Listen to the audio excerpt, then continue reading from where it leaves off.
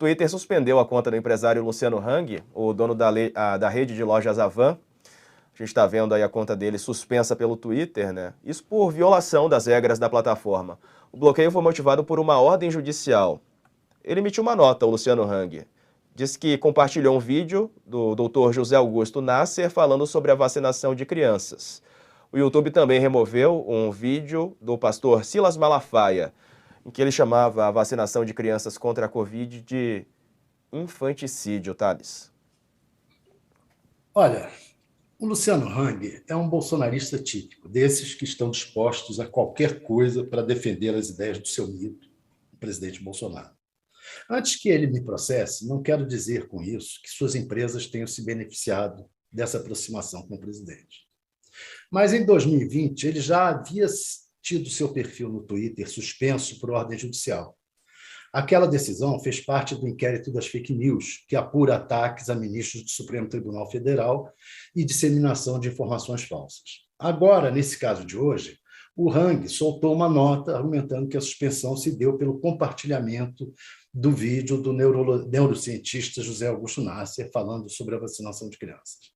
Ele diz: estamos vivendo momentos estranhos na sociedade onde você não pode ter liberdade de pensamento e expressão. Naquela primeira suspensão, eu concordei inteiramente. Nessa agora tenho dúvidas. Não gosto muito desse negócio de impedir que as pessoas expressem suas opiniões.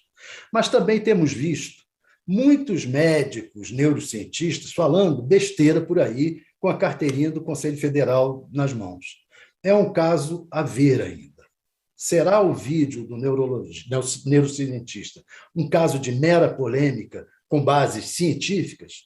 Ou será mais uma peça política de médicos bolsonaristas? É isso que ainda temos que ver. E aí, Joel, quem tem razão nessa nova treta aí nas redes sociais?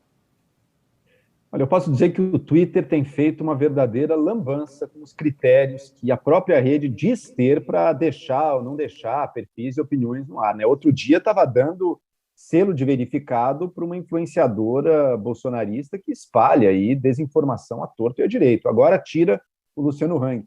No mínimo, há uma incoerência e uma inconsistência nos padrões adotados e uma total falta de transparência. A gente nunca sabe direito o que pode e o que não pode, e quando algo é derrubado ou uma conta é derrubada, nunca se sabe direito também por quê.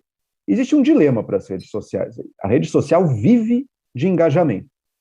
Perfis que disseminam desinformação, que disseminam extremismo político, essas coisas engajam, essas coisas interessam a rede. E mais, às vezes perfis ligados a movimentos que pagam as redes sociais para impulsionar mensagens, para impulsionar tweets, como a gente sabe que o governo Bolsonaro tem feito, tem usado a plataforma Twitter também como um dos seus meios de comunicação.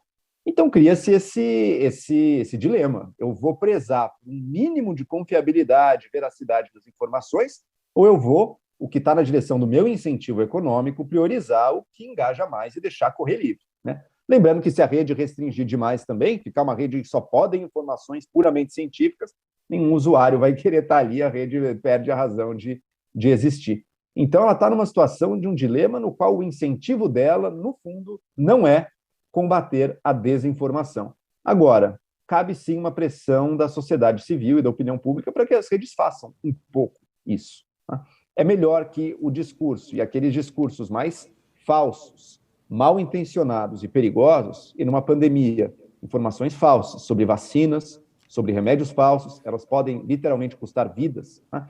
É importante que isso seja discutido, que haja algum tipo, sim, de controle daquilo que é mais perigoso, mas se der para que isso venha das próprias plataformas e não do governo ou da justiça diretamente, eu considero que isso é melhor porque cria menos riscos para a nossa liberdade de expressão. Então, eu gostaria de ver das plataformas, do Twitter inclusive, sim, alguma coisa tem que ser feita, não é deixar qualquer um falar qualquer barbaridade, senão você vai estar matando gente ali. Agora, vamos aplicar então os critérios com mais transparência e mais isonomia.